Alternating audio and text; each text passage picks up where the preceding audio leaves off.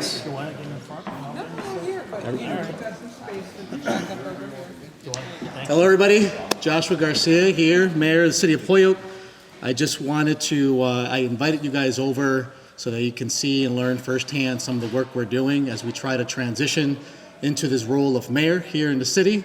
As you already knew from the press release, our task here specifically is twofold. One, it's pretty rigorous. This group behind me is meeting once a week between now and the end of December, specifically to identify subcategories that are recurring themes in the conversations as we know in our city. And so what they're doing is understanding what those categories are and tapping into our collective network to make sure that we're thinking broadly on who can serve in these subcategories as advisory council members. And so ideally, between now and the end of December, the transition team would dissolve. Coming January, the newly established advisory teams would hit the ground running moving forward. And so just know that the key focus behind all of this is to make sure that equity and inclusion is in the forefront. So as we talk about the subcategories, which our chair, Aaron Vega, is going to spend a few minutes talking about, as we think about these advisory groups, that we are mindful on the people who are serving in them, between what neighborhood they live in our community, gender, the culture, and the language they speak. We want to be sure that we're achieving our equity and inclusion goals as we try to establish these groups to help advise the mayor's office on how to move forward on specific key objectives that are going on in our community.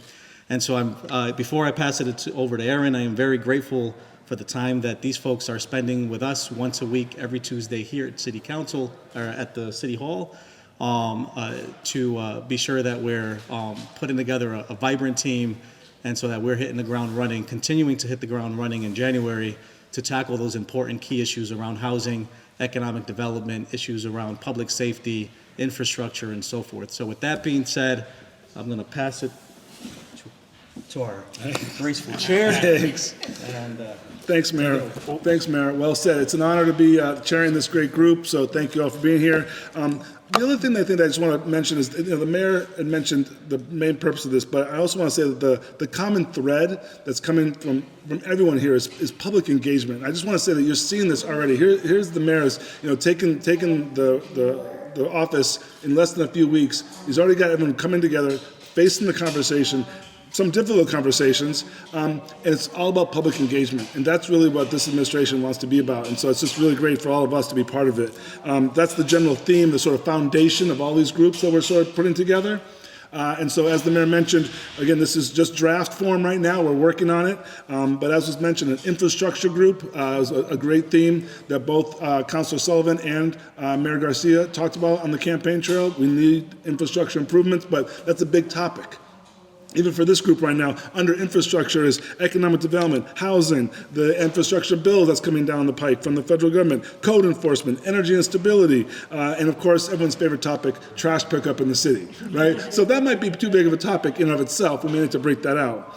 Youth development came across loud and clear from everyone on this committee, more summer programs, more engagement from youth. And the key for us is when we put these subcommittees, these working advisory committees together for the mayor, it's not just having the department head or the head of these great NGOs in our city like Girls Inc. and Homework House and the Boys and Girls Club and the YMCA. Those are important, but to make sure we actually have youth on these groups, that we have parents on these groups to tell us what they need and what they want to see in this community. So youth development is a big one for us. Public safety and public health, of course, another big one with a lot of crossover, again, about public safety, again, including code enforcement, dealing not just, again, with youth, but how do we engage our elderly population that are often engaged or living in situations that they should not be living in. The fire department, the police department, and the Board of Health have been working a number of programs where they go in and help our seniors in situations. And so how do we increase those commitments to make sure that our seniors are protected? Another big one that came up for us was was community collaborations. And what does that look like for us? Again, with the police department out there addressing many of the issues that are concerning to us, individuals that are chronically homeless, individuals that are maybe dealing with addiction, unable to get the help they need. The police department is a great example of partnering with BHN and other organizations to look at things differently. We want to make sure that we don't see these issues as just negative, that they're issues that we have to embrace in the community and try to help. Not always just fix, but help those individuals help themselves. And so the community collaborations may be how this administration going forward works with those NGOs, those nonprofit organizations in the city. And then, of course, some of the last two topics that we've talked a lot about, of course, on the more positive side of things, of course, is marketing and tourism of the city. My office, the Office of Economic Development and Planning, has been working on this. Many of the people here actually has been part of the conversation. Gary Rome, the Chamber, and others have been part of a tourism advisory group. Many of you covered the Doors Open event a couple months ago, so that was great to see. So how do we bring people to our city to enjoy these great restaurants that we have, that come to the Children's Museum? How do we keep people here? How do we capitalize on the return of the St. Patrick's Day Parade to make sure that people, when they come to the city, not just feel safe and have a good time, but return? And so those are, again, those kind of big themes.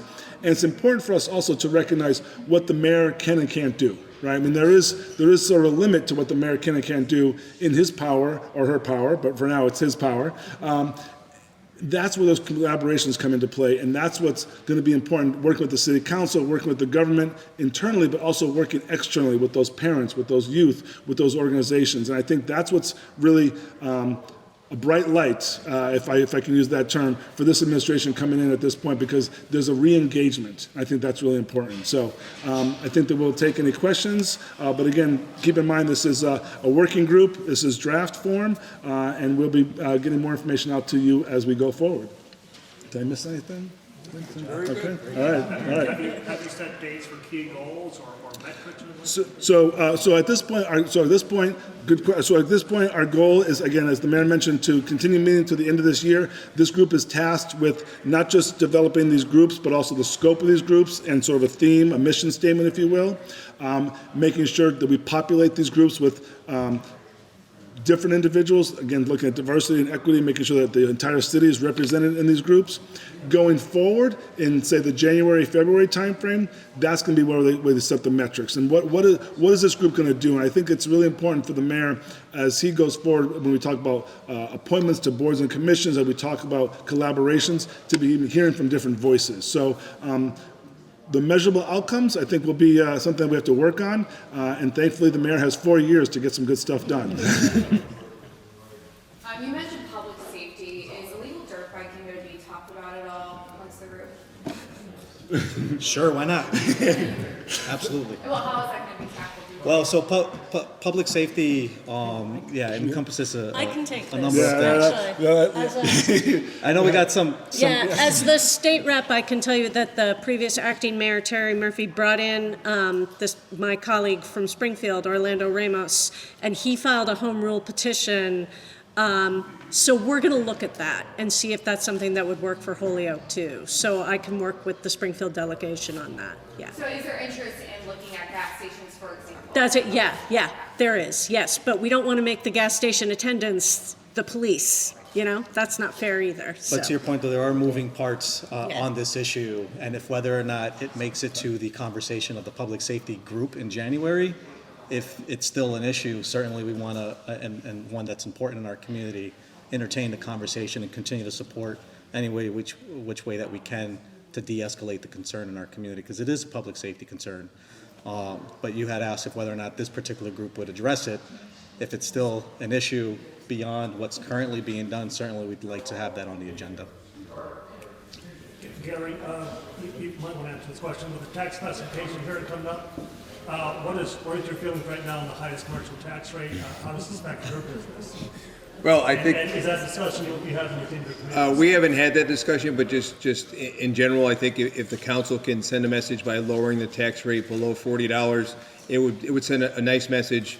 And that's why we want to work with our marketing group and have this marketing initiative to let people know that Holyoke is open for business, and we want to do everything we can to make it easy for businesses to come to Holyoke and grow and develop right here in the city. Thank you. There's a question here. So I know that you're the transitioning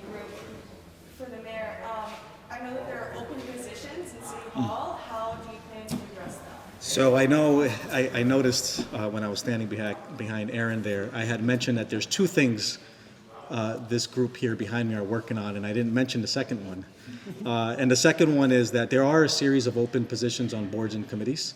And so what I'm hoping to do with this group is to use them as a sounding board to vet candidates and help me find strong folks that can serve, strongly into these open roles.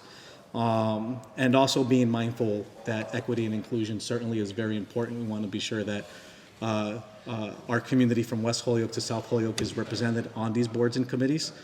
When it comes to open positions, actually the administration is currently working on filling those roles. If you're talking about personnel director or DPW superintendent and so forth, we're actively seeking folks to fill in those roles, sure. But boards and committees, this group behind me, I'm very much looking forward to working with them to see, who in our community can fill in the gaps. And also, what you believe the most, 2 to 3 pressing issues that you want to address immediately? So let me just say one comment on your first question. As the department head here and who has open positions, we see this as an opportunity for the mayor's administration right now. I mean, some of the openings are due to retirement, so it's nothing against this mayor or the previous mayor or anything. Some are finding better opportunities elsewhere, but this is an opportunity for this administration to really bring new people to the table and get these conversations going in a different way. Institutional knowledge is great, as is so young, energetic voices as well. So I think there's a lot of opportunity with these open positions. So I just want to make sure that sometimes people see oh my gosh, we don't have a superintendent. People have stepped up in our offices. People have stepped up into temporary positions to handle the day-to-day, and this is a real opportunity for this administration, I think, to go forward. Is there anyone looking at getting the schools back under local? We'll go with the top 3 first. And then No, was it top 2 or top 3? It's just the top one. And the top one right now is really focused on making sure that our government's able to operate effectively, efficiently, that our departments have the tools and the resources they need to execute the services that the community expects. So a lot of my time since I've started has been really focused on understanding the culture here at City Hall and how we operate.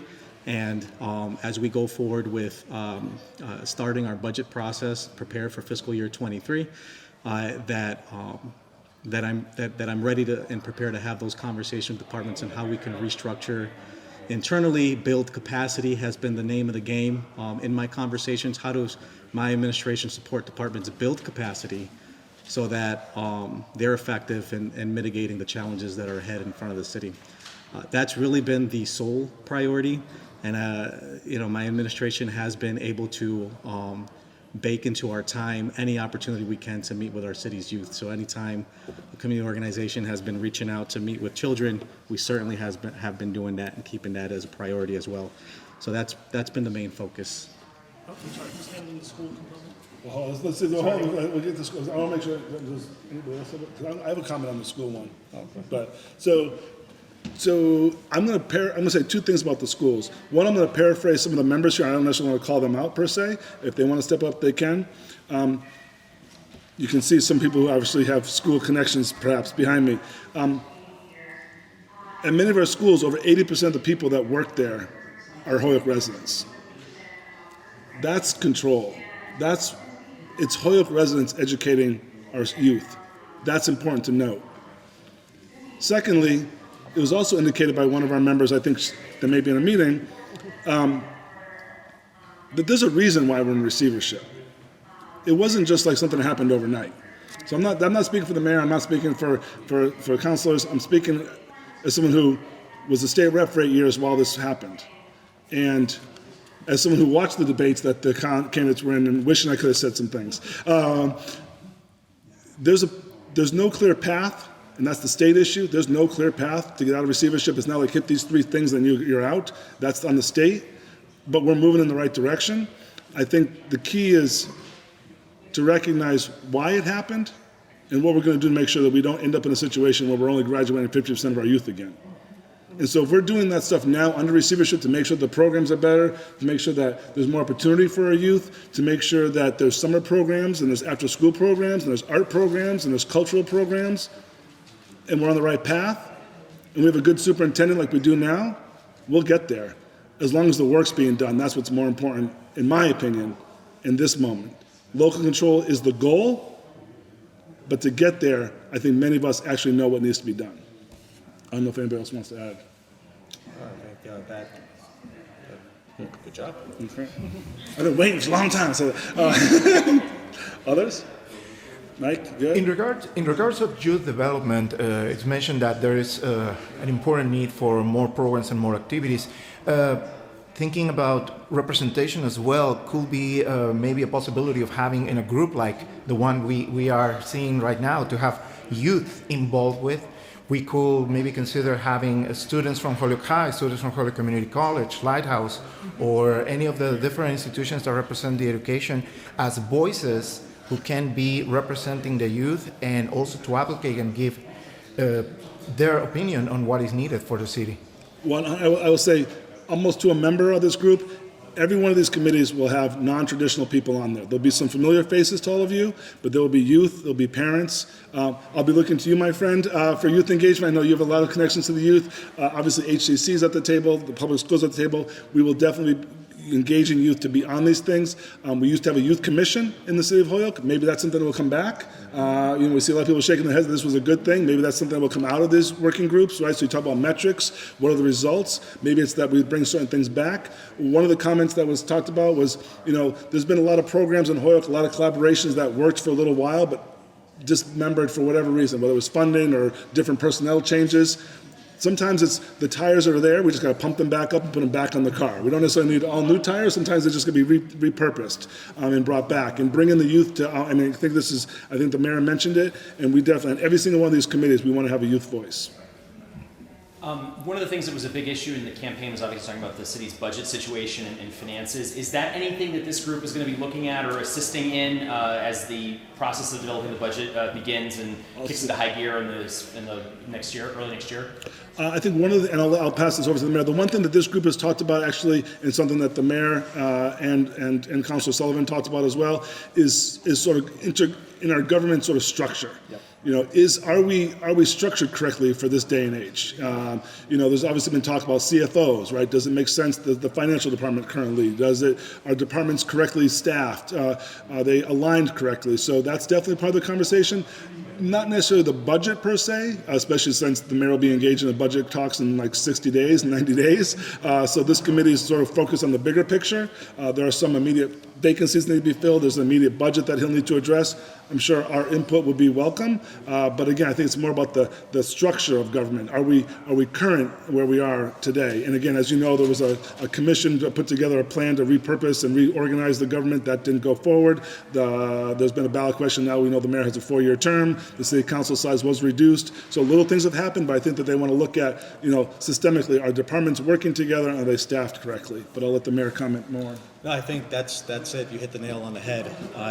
One of the things we talked about as one of the subcategories being, government restructuring.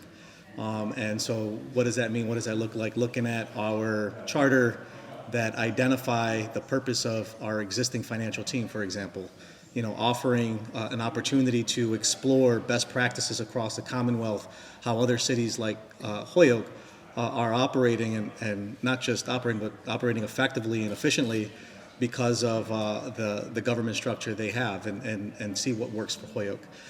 So that, when we're trying to plan for or forecast the needs of our city, capital, and other infrastructure related needs and services, that that there are people in place that are able to effectively offer that guidance and that level of planning to decision makers so that we can effectively execute and keep up with the needs and take the politics out of it.